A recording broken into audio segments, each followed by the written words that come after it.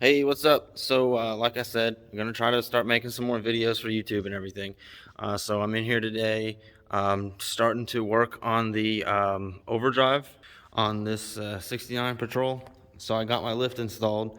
In case you're wondering, it's a Tuxedo 11,000 pound lift. It's pretty cool. I got the wiring going up there and all the way across and, back in there to the panel and everything. So yeah, we're gonna start that today. I got the parts out on my little workbench here. I can show you that real quick.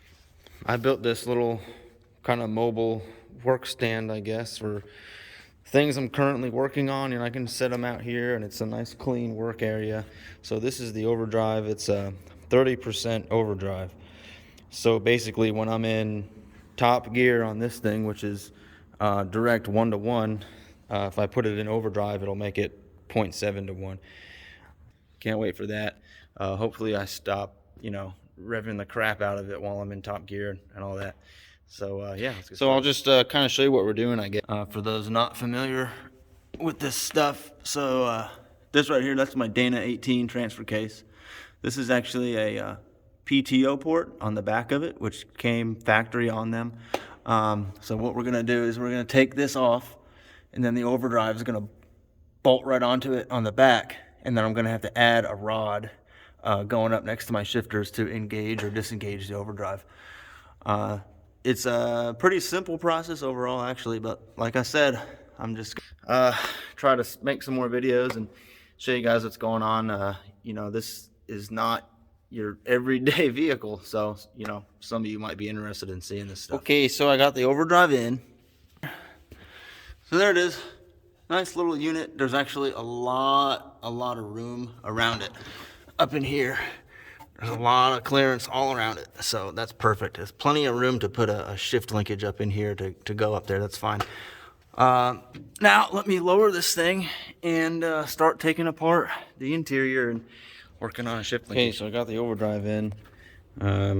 Here's the lever I added. So overdrive is forward, neutral, direct drive. But this rod right here, this connecting rod, is kind of weaker than I would like, so I'm gonna go ahead and make a new one. I also got started making some shift boot plates out of a lot thicker material than what it was before, so it'll be a lot stronger. One for the overdrive, one for the transfer case. I'll do one for the e-brake eventually, and I'm also gonna completely remake from scratch these engine and transmission covers that go, in this general area. Right here you can see some plates that I already made for the bottom, one on each side. So I'll get some smaller sheet metal, for the formed stuff. So I'll have to buy that and continue. But yeah, it's coming along. So here's a little comparison. This is the original arm that I made. It's, I think, 3/8 steel rod. This is the new one that I made. It's actually still really hot from welding. I don't know if you can see, there's smoke coming off of it. But yeah, this was made from an old U-bolt from my truck. The kind of U-bolt that holds the axle to the leaf spring. And I cut it right here, and that's what this end is, and welded this little piece to connect to the overdrive, and then just drilled a hole right here. So it's a lot. There's less pieces, it's less involved, and it's way stronger. I think this is 5/8 steel. So yeah, it shifts a lot better. I just gotta wait for it to cool down and paint it, put it on. All right, so I got this new cover started.